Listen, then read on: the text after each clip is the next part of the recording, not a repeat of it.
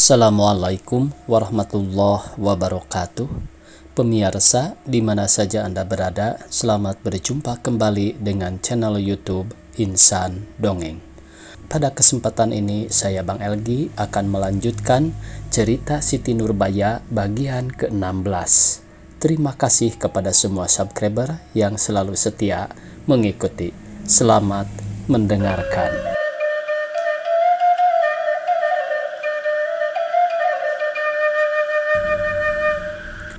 Suatu tari yang hebat, yaitu tari orang Manado yang dinamakan Cakalele, tak ada ubahnya dengan pencak orang yang hendak berperang dengan tempik soraknya. Lain daripada permainan yang telah kuceritakan itu, ada pula permainan yang mengadu kekuatan, misalnya berhela-helaan tali, berlumba-lumba, melompat tinggi, dan mengadu kekuatan badan. Yang terlebih lucu ialah disuruh membeli minyak sesen ke kedai dalam sebuah botol yang besarnya hampir sebesar aku. Lucu benar rupanya murid itu berjalan pulang balik memikul botol yang sebesar itu untuk tempat minyak harga sesen. Ada pula yang disuruh memburu ayam liar yang dilepaskan dalam pekarangan sekolah. Ayam ini harus dapat ditangkap oleh 2 orang murid. Kasihan melihat kedua murid itu berlelah payah menangkap ayam ini. Akan tetapi untunglah setelah tertangkap dipotong dan dimasak kemudian dimakan bersama-sama. Ada pula yang disuruh berpakaian yang indah-indah, seboleh-bolehnya pakaian hitam yang tebal. Maklum, Nur, Betawi sangat panas hawanya sehingga murid itu kepanasan karena pakaiannya itu. Setelah berpakaian indah-indah itu, disuruhlah ia berjalan sepanjang jalan raya. Tiap-tiap orang yang tertemu dengan tiada memandang bangsanya haruslah diberinya tabik dengan mengangkat topinya. Sebagai telah kuceritakan, kota Betawi itu sangat ramai. Orang yang lalu lintas di jalan raya beratus-ratus banyaknya dengan tiada berkeputusan memberi tabik itu. Walaupun tiada seberapa berat, tetapi karena banyak orang yang bertemu, dalam setengah jam saja pun telah lelah murid itu. Oleh sebab yang diberi tabik bermacam-macam kelakuannya, yang telah tahu akan permainan ini tersenyum, tetapi yang belum tahu terkadang-kadang marah, karena pada sangkanya ia diperolok-olokkan. Ada yang tiada mengindahkan suatu apa, ada yang menertawakan murid itu, ada yang bingung tiada mengerti apakah itu, dan ada pula yang membalas tabik itu dengan lebih hormat, sebab pada sangkanya bukan permainan, melainkan sesungguhnya lah ia diberi hormat oleh orang yang tiada dikenalnya, tetapi memandangnya lebih tinggi. Budak-budak di jalan raya menyangka murid itu miring otaknya sehingga dipermain-mainkannya dan diganggunya mereka. Berbagai-bagailah ragam orang-orang itu. Jadi bukan murid baru, melainkan mereka itulah yang dilihat oleh murid-murid kelas tinggi yang mengikut dari jauh. Yang kurang lucu yaitu disuruh makan obat kina yang sangat pahit, atau disuruh membaui sebangsa hawa yang sangat busuk, atau disuruh makan pisang sesisir di hadapan bangkai. Ada seorang murid yang sangat penjijik disuruh makan pisang itu. Jangankan termakan olehnya, bahkan segala yang ada dalam perutnya lah keluar semua. Kasihan. Sungguh permainan yang baru kuceritakan itu kurang lucu, tetapi ada juga mengandung suatu pelajaran. Dokter itu harus tahan bau busuk dan rasa yang pahit, serta tak boleh takut dan geli melihat mayat. Sebab itulah diajar di sana. Akhirnya disuruh tidur di kamar mati. Akan tetapi terlebih dahulu, baiklah kuceritakan kepadamu apa bagianku dan bagian Arifin daripada permainan yang telah kau dengar tadi, karena pada sangkaku tentulah engkau ingin juga hendak mengetahui hal itu. Arifin disuruh memencak, berhela-helaan tali, membeli minyak dengan botol besar, memburu ayam, dan makan pisang dekat bangkai. Alangkah suka hati Bahtiar apabila dilihatnya Arifin sebagai anjing mengejar ayam ke sana kemari. Akan tetapi pada sangkaku, walau perut Bahtiar sekalipun, tiadalah akan dapat menghabiskan pisang sekian banyaknya itu di tempat yang sedemikian. Ketika itu tersenyumlah Nurbaya sebab teringat kepada Bahtiar. Aku disuruh bernyanyi, menari, makan kina, dan tidur di kamar mati. Kamar mati ini ialah bilik tempat menyimpan mayat. Di sana ada rangka tulang orang yang bergunanya untuk pelajaran, digantung pada suatu tiang. Pada suatu malam, kira-kira pukul 8:30, disuruhlah aku ke sana dengan murid yang penjijik tadi. Anak ini bukan penjijik saja, tetapi teramat penakut pula. Aku, meskipun tiada tahu apa yang akan terjadi atas diriku, tiadalah aku berasa takut, karena aku insaf sekaliannya itu hanya sekadar permainannya saja. Kami duduk di atas kursi dekat sebuah meja, berhadap-hadapan. Aku melihat kepada rangka itu dan temanku membelakang ke sana. Pada sangka kami hanya disuruh tinggal saja dalam bilik ini untuk beberapa lama. Untuk perintang waktu, kami bercakap-cakap menceritakan hal ihwal masing-masing, dan kusuruh ceritakan olehnya negerinya, dan aku pun bercerita pula tentang kota Padang. Sedang asik kami bercakap-cakap itu, tiba-tiba kulihat rangka tadi mengangkat tangannya sebagai menggamit aku dari jauh, dan matanya sebagai menyala. Walaupun aku tiada penakut, dan pada pikiranku mustahil tulang belulang pandai bergerak, tetapi tatkala kulihat hal itu, berdebar juga hatiku. Akan tetapi heranku itu tiadalah kuperlihatkan kepada temanku, karena aku khawatir kalau ia menjadi takut. Lalu ku perbuat pura-pura asik mendengarkan ceritanya, tetapi mataku acap kali juga melihat kepada rangka itu. Kedua kalinya diangkatnya tangannya lebih tinggi daripada bermula, lalu digerak-gerakannya jarinya sebagai hendak memanggil. Melihat hal ini terkejutlah aku, dan karena itu temanku itu pun menoleh ke belakang. Tatkala dilihatnya tangan rangka itu bergerak-gerak dan matanya sebagai berapi, menjeritlah ia sekuat-kuatnya, lalu melompat memeluk aku, sehingga terbaliklah kursi dan meja yang dekatnya itu, sebab aku dipeluknya tiba-tiba dengan erat dan ditariknya ke belakang. Terbaliklah pula aku bersama-sama dengan dia. Akan tetapi leherku tiadalah terlepas dari pelukan temanku itu, sehingga aku hampir tercekik. Dengan susah payah baru dapat kulepaskan tangannya dari leherku. Setelah terlepas aku dari pelukannya, rebahlah temanku itu ke lantai. Tiada kabarkan dirinya lagi. Mukanya pucat, peluhnya bercucuran, dan badannya gemetar. Tatkala aku melihat halnya yang sedemikian, bingunglah aku, tiada tahu apa yang hendak ku perbuat. Kemudian larilah aku keluar minta tolong. Seketika itu juga kelihatan olehku dua orang murid kelas tinggi. Entah dari mana datangnya tiada aku ketahui, lalu bertanya mengapa aku berteriak. Setelah ku ceritakan kepadanya apa yang terjadi, kami angkatlah bersama-sama murid yang pingsan tadi ke tempat tidurnya. Lalu diobati merekalah temanku itu sampai baik pula. Sungguh pun demikian masih belum dapat ia berkata-kata. Rupanya masih sangat terperanjat dan takut. Kemudian dibujuklah kami oleh kedua murid kelas tinggi tadi. Dikatakannya, mustahil tulang belulang orang yang telah mati dapat bergerak pula. Sekalian yang kami lihat tadi tentulah penglihatan karena takut saja. Lalu dibawalah aku oleh seorang dari mereka kepada rangka tadi, dan dipegang-peganglah tulang-tulang itu. Sesungguhnya tiadalah ia dapat bergerak. Pada keesokan harinya, barulah aku dapat tahu apa sebabnya maka rangka itu bergerak. Tangannya diikat dengan dawai yang halus, lalu ditarik-tarik dari luar, dan matanya yang menyala itu karena diberi suatu obat yang bercahaya di tempat yang gelap.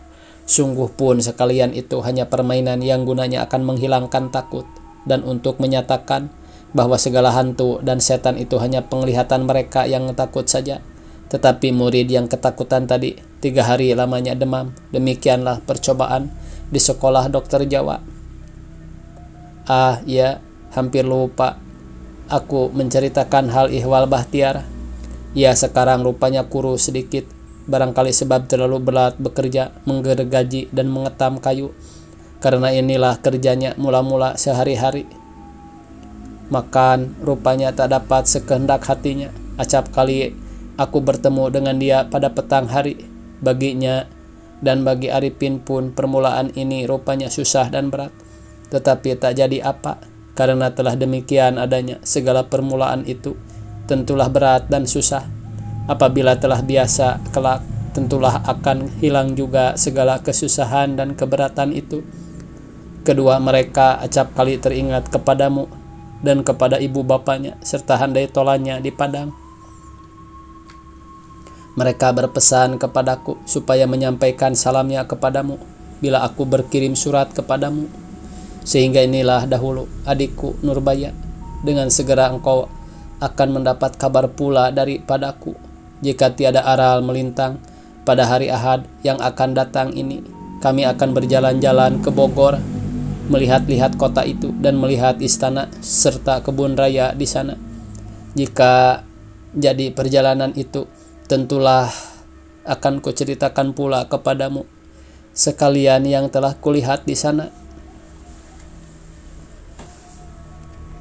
Tolonglah sampaikan sembah sujudku kepada orang tuamu dan orang tuaku, serta salam takzimku kepada sekalian handai tolan, teman sejawat kita, dan sambutlah peluk cium dari kekasihmu yang jauh ini, Samsul Bahri.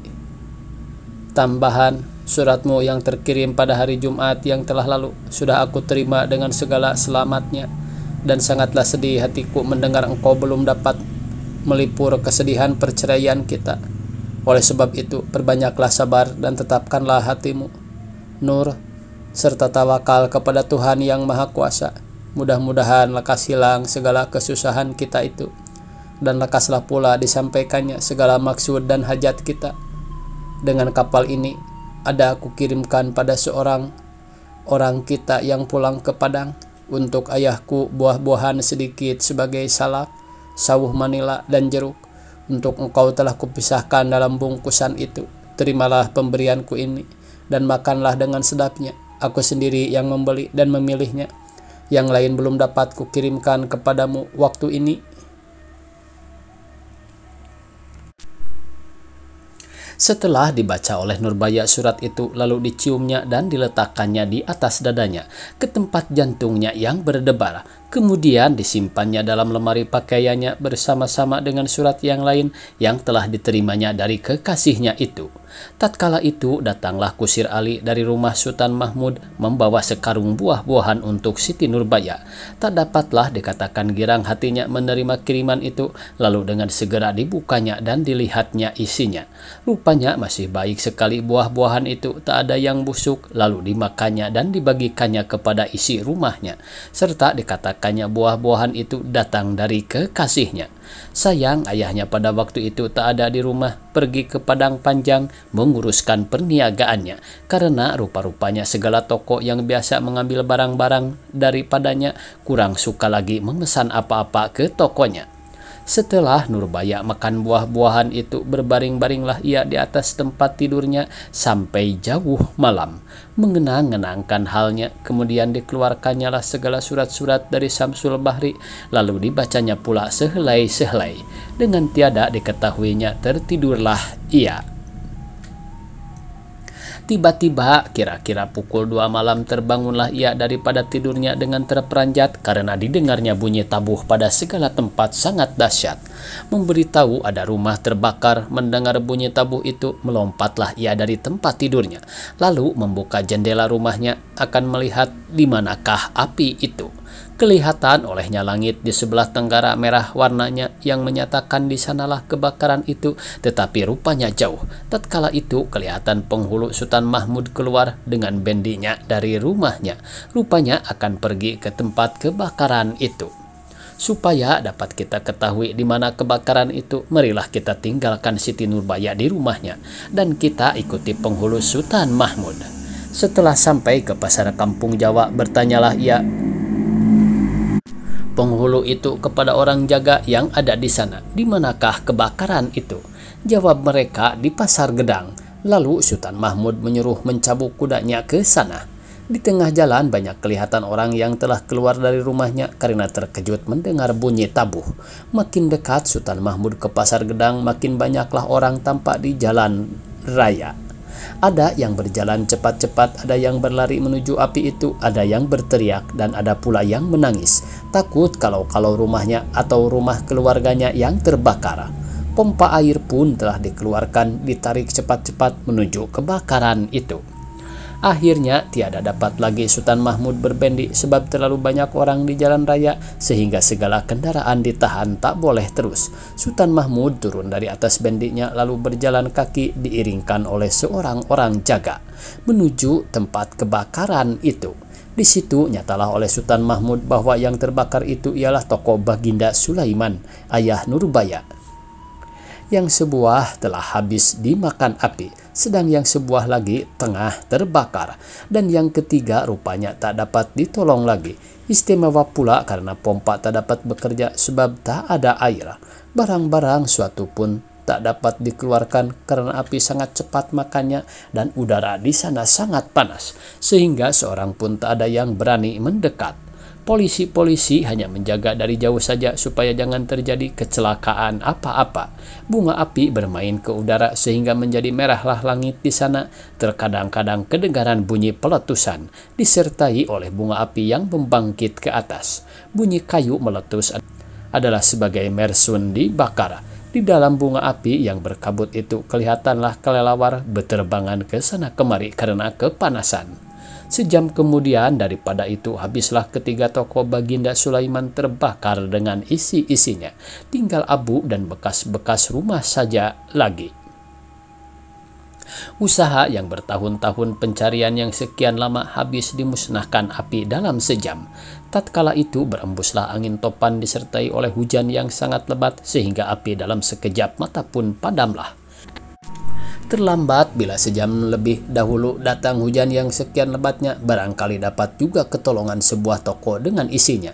Tetapi bukan demikian halnya, adalah sebagai hendak dipeliharakan Tuhan sekalian toko lain yang berdekatan di sana, dan hanya toko Baginda Sulaiman saja yang harus dimakan api.